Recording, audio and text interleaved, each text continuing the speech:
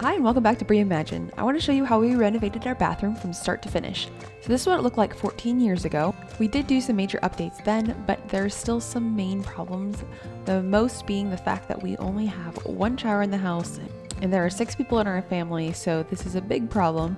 Also, there was so much water damage in the tub area from years of my kids taking a bath, and I feel like this window is just in an odd place. And this is the only style of light fixture I could use here, and it was just so awkward and gave me a lot of problems.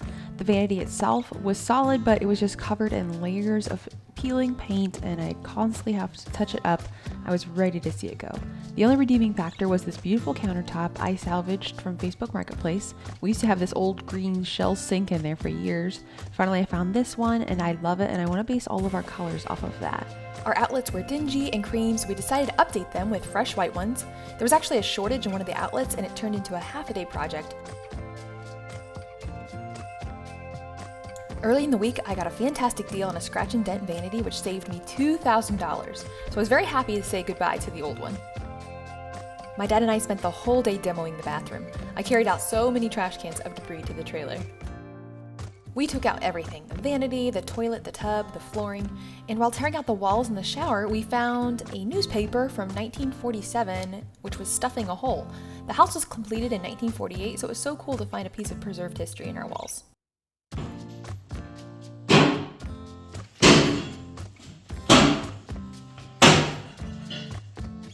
That was the disturbing sound of my dad sledging up our cast iron tub so that we could carry it out into pieces.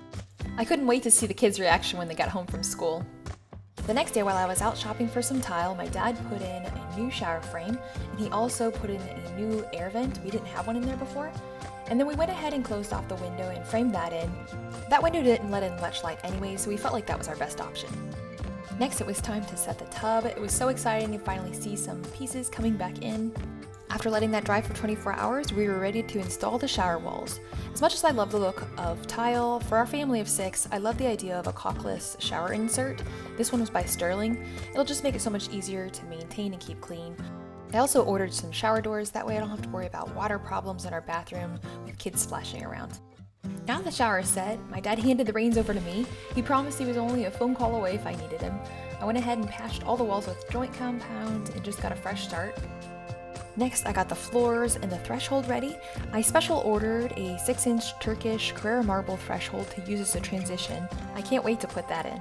I love how it's the main entertainment before church. I was trying to use every spare moment to get this project done. The proper way to lay flooring is to have it underneath of the door jamb, so I laid down my underlayment, a piece of cardboard to sub as glue, and tile to get the measurement so I knew how much to cut off. This made me so nervous because this is a one-shot deal.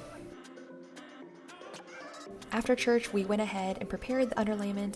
I used Wonderboard, which is great for small tiles that we can lay flat. I cut everything out like a puzzle and laid it together to make sure it would fit. This was my very first tile project. I did tons of research. I actually loved Home Depot's tutorial videos on YouTube, so if you haven't done this before, you should check it out there. Next, I mixed up some thin-set mortar. This is just going to be able to smooth it all out, and that way we'll get a nice finish for our tile. It was really nice to have 2 sets of pans on this project, especially since it is a little time sensitive with the mortar drying. Once we got it all down, we screwed it down and then patched the cracks with the extra mortar just to make sure everything was nice and smooth and the tile would lay flat. I put in 12 hours that day just in time to be able to see the sunset and watch the kids jump on the trampoline before bed. Next in queue was the shower tile. I laid it all out and measured like a million times and prepared all the cuts. Figuring out the spacing on this tile was actually the hardest part of the whole project for me. I measured all my cuts and I labeled every single piece that way it wouldn't get mixed up. Then I marked everything with pencil lines and then reinforced it with a crayon because I knew that the wet tile saw would just wash off the pencil marks. Operating the table saw was actually really fun, so I didn't have to worry about a kickback like you would with the table saw, and you could go really slow and just get super accurate cuts without the tile chipping. After spending so many hours measuring and preparing, it was so fun to finally be able to cut it and get it done. When it was time to install the tile, I knew that the mortar would cover up my measurements, so I pulled out my laser level and it worked out perfectly. That way I could make sure everything was straight as I went. Since my grout was going to be white, I went ahead and used a white mortar too. I spread it on with a 3/16 inch trowel, and then after I pushed it on, I actually pulled off a sheet just to make sure it made contact with the mortar so it would stick on well. And then I just made sure and kept the cracks cleaned as I went. Then between each sheet, I put a spacer that was the same width as my tile. It's great that this mortar is a slow dry time, that way you can kind of shift it around and kind of mess with it and make sure it's nice and straight. If you're enjoying this, I would love it if you could give it a like and maybe even consider subscribing. I would absolutely love to have you here. As I went on, I found out it was easier just to throw all the mortar up there with a 1/4 inch little smaller trowel and then smooth it out with a 3/16. It just made everything go a lot faster. After spending all that time doing the prep work, it was so fun to be able to put it up so quickly, and it was actually like creating art. I really enjoyed it. To finish off the sides, I decided to go with a tile edger because it was just really small. It was like a 5/16, and it worked out perfectly. And I just put it on with mortar and tile, and it stayed right in place. If I were to give you any advice, I would say don't start with a vertical tile. I feel like it was so finicky, and it was really hard for a first-time project, but I did it. And I'm really happy with the way it turned out. While that was drying, the girls and I took a sneak peek at the tile and we laid out a few sheets to see what it looked like. But first I need to install that marble threshold. So I was inspired by older historic homes I've seen that have these marble thresholds, and I feel like it adds so much elegance. I waited until I actually had a threshold before I made my final cuts on my door jambs just to make sure they were accurate. As you can see here, the previous owners just cut the flooring around the door jambs instead. I did have to remove some of that underlayment that I put down just to be able to make it fit. I was a little nervous to cut it because it was a special order piece, but it cut so smoothly on the tile saw and there was no chips or cracks. This piece was so heavy, so it's nice to have Adam help me hold it. I used all-purpose construction adhesive to glue the plywood down and then also the marble. Before I put the marble in, I smoothed the glue out, that way it wouldn't push up whenever I slid the marble in. It was a super tight fit, but at least I don't have to worry about it going anywhere. And look how pretty she is. All my dreams are coming true. Speaking of dreams, this tile is stunning. I am so happy with the way it looks. Just like before, I measured it and dry fit it before I installed it. And since all the walls are crooked, I used the tub as my point of reference. I cut straight edges on those sheets and laid them flat against the tub, and then I just kept going from there. It poured down rain all day, so this is how I made my cuts. Good thing it's a wet saw. Around the toilet, I couldn't get this angled cut, so I did have to use some tile nips. They were a little hard to control, but they got the job done. Now that we're down to one bathroom, I'm pushing so hard to get this bathroom finished. The rain didn't hold me back. I mixed my mortar in the garage. I'm getting a lot better at mixing mortar now. I don't have to stand on top of my bucket anymore. So to keep my pieces straight, I just pulled back one row at a time and installed it that way.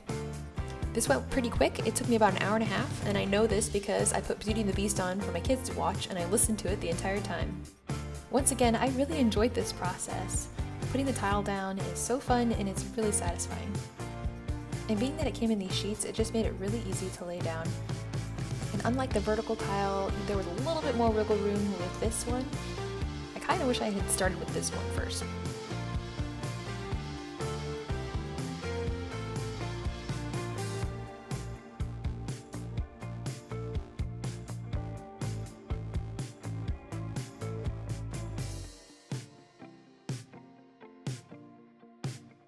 Now I just have to wait for 24 hours to let it dry before I can walk on it. So by the next evening, I was able to start grouting the shower. This is a little more tedious because it was time sensitive with the drying time. So what I did is I made it a little bit thinner than I would have the mortar, pushed it into the cracks really well. For the areas I couldn't reach with a rubber trowel, I just kind of lightly tucked in with a smaller trowel. This was a sanded grout, so I just wanted to make sure I didn't want to scratch the surface too much.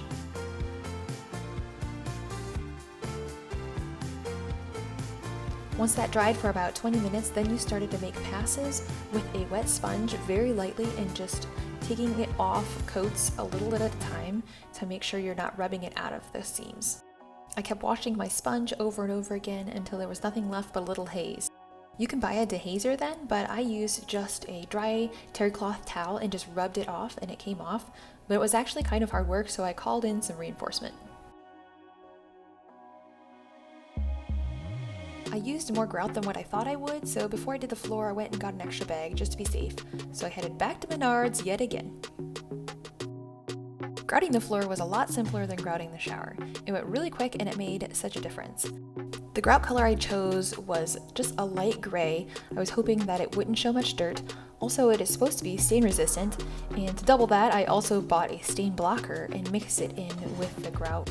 Being that this is our main bathroom, I wanted to be as proactive as I could, thinking ahead of future problems, so hopefully that'll really help. And for safety purposes, I picked out a matte finish tile, and I was really afraid that the grout was going to stick to it and not come off, but it came off no problem. Next, I wanted to move the light fixture. I've never done this before, but leaving it where it was not an option for me.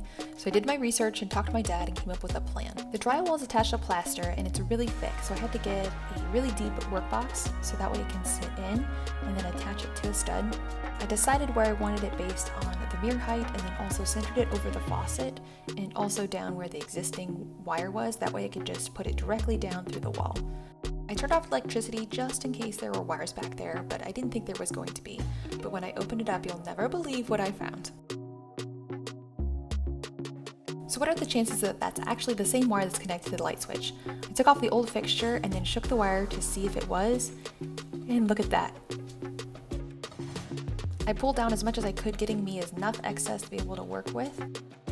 Not only was I lucky enough to have the right wire in the right place, but there was also a piece of wood in the back that was solid enough to be able to screw my workbox onto, making it nice and solid.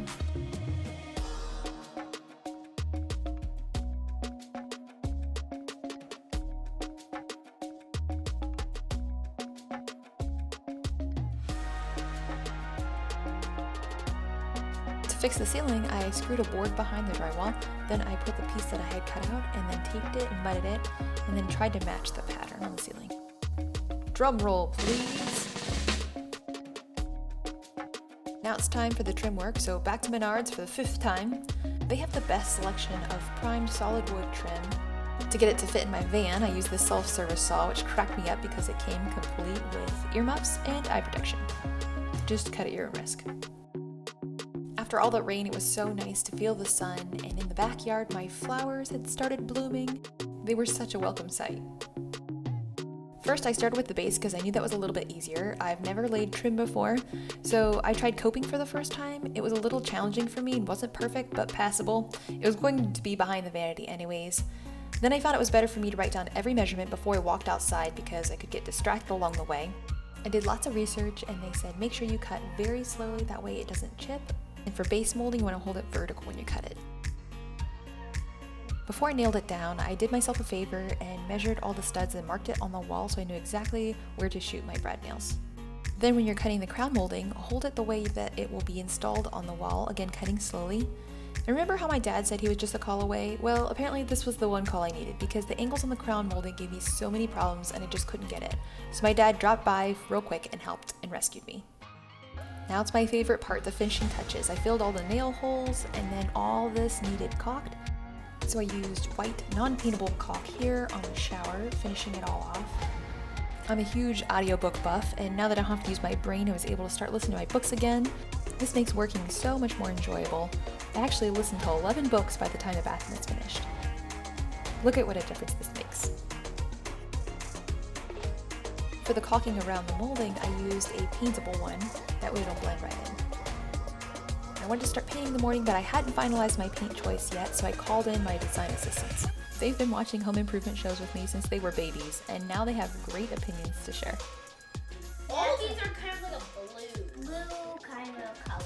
How about these? How about this one? I mean, it's a really good color, but it's not the color. They actually have really good taste, and my son even picked the color that I wanted. I ended up getting 3 samples and then deciding on one. So I decided to try something new and paint the whole room, trim and the walls the same color. The color is called Classic Gray, and I was really hoping it was going to dry a little darker, but it looks so cream. But there wasn't anything I could do about that night because my dad was coming first thing in the morning to help me install the vanity in the toilet.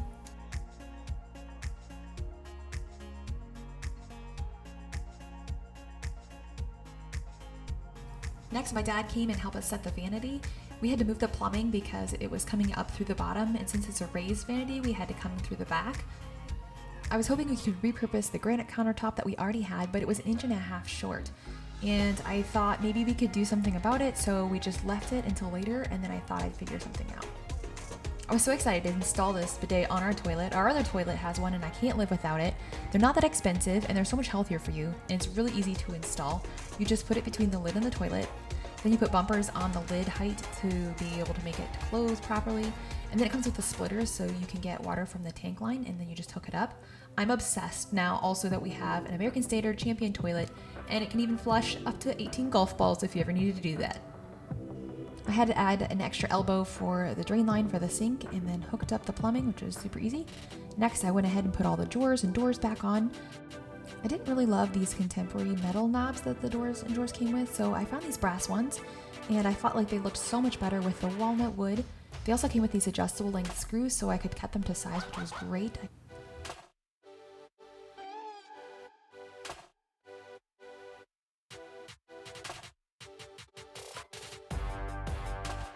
After I installed this light fixture and put our old mirror back up, I didn't love it there. I felt like they were both just too small. But before I went shopping, I decided to see if I could fix this major eyesore. If I could bump the granite backsplash out, I felt like there was a chance that you wouldn't notice it. So I put some scrap wood behind it so it could sit on it, and it was so heavy, especially at this awkward angle. Unfortunately, when I got it on, I realized there's still at least a 1/4 inch gap there that needed to be filled somehow. But when I was at Menards, I remembered seeing this stainless steel tile edging piece, so I thought if I could just put more wood back there and then have it overlap the backsplash and the wood, it might work out really well and look actually kind of nice, and surprisingly it did. So then I also cut a little piece on the end to hide that raw edge of the wood too. Not only did I glue the scrap wood in place, I glued all the wood to the backsplash as well. I just didn't want any movement, and then that way it can just be nice and secure.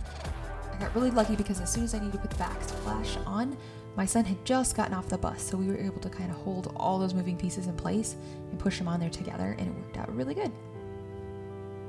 After it was all glued in place, I caulked the seams, and after it was all said and done, I feel like it looks really great and you wouldn't even really know the difference. Then on the end, I just touched up that little piece of wood with some stain and it just blended in. Next, I wanted to add some character with some wainscoting, so I drew out this plan of how to put it all on, got the materials, and then I feel like this project was just super fun because I love using my chop saw. All the angles and cuts were just like a big puzzle, and Adam had off that day, so I employed him to hold everything for me while I used the brad nailer and just tacked it in. I also used a 4-inch block as my spacer, so it made things go a lot faster, and also because we couldn't trust the floors to be level, I used my laser level, and between those two things, it went really quickly.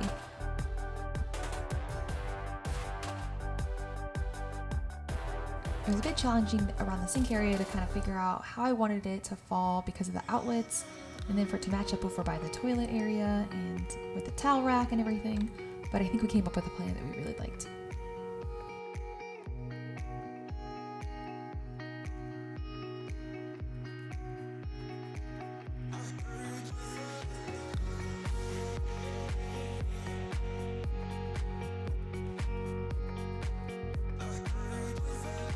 Once we got it all up with temporary nails and I liked the way it looked, then I went back and finished nailing it in the rest of the way. I used wood filler to fill in the seams and the nail holes, and I had to tap a couple in just a little bit deeper. And then I used caulk to seam against the wall. Caulking is my love language. I feel like so satisfying. And then I sanded down all the nail holes to be able to make it nice and smooth. I just really wanted to blend well into the wall.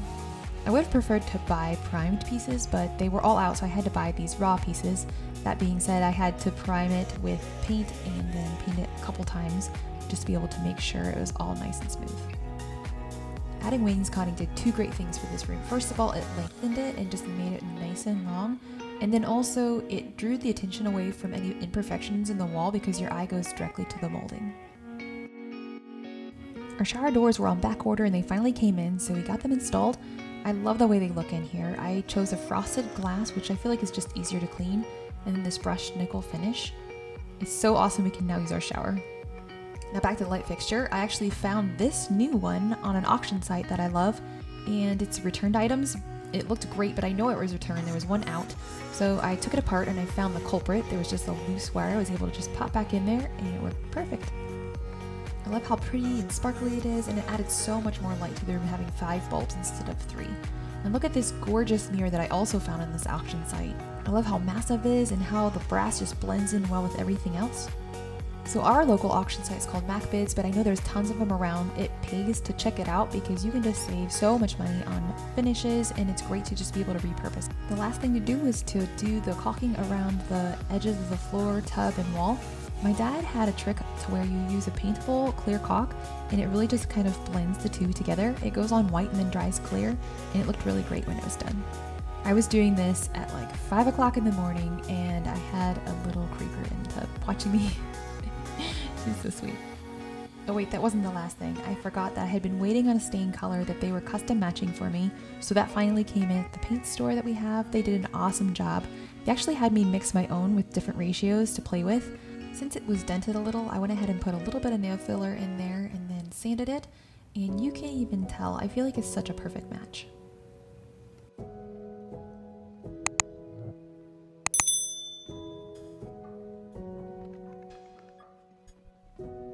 Now it's finally time for all the pretty things. I love this small accent lamp.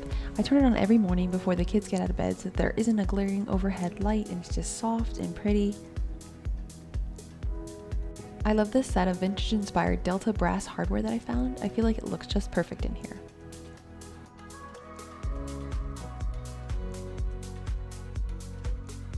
And I added this white hotel style curtain. I feel like it just makes everything look a little more elevated. And I love the idea of adding art above the toilet. I feel like it just distracts you from the most unattractive thing in the room. I found these French inspired canvases from Temu and these frames at Homegoods. I really like the way that they turned out. I chose a coat rack as our tail hanger and hung it at waist level so that the little humans in the house can reach it too. And I added a little touch of florals here. I love the fact that I can take this vase and fill it seasonally with different types of flowers and just change it and make it fun. I'm so glad I went with the oversized mirror. I feel like it just makes the room look so much bigger. And having 5 light bulbs here instead of 2 make this room so much brighter too.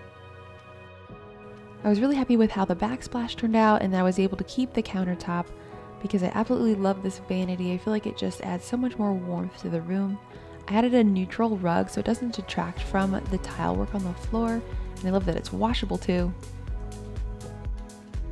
And now we have 2 fully operating showers, and it's amazing. I love this tub insert. The kids can make a mess and I don't have to worry about it. I feel like the tile, even though it was a lot of work up above, just adds so much more elegance to the room. I'm so happy with this bathroom, and I still can't believe that it's ours. Thank you so much for watching. I hope you enjoyed it and found some inspiration. Feel free to subscribe and then check out some of my other videos here where I have other projects that we've done, and I'll see you over there. Bye!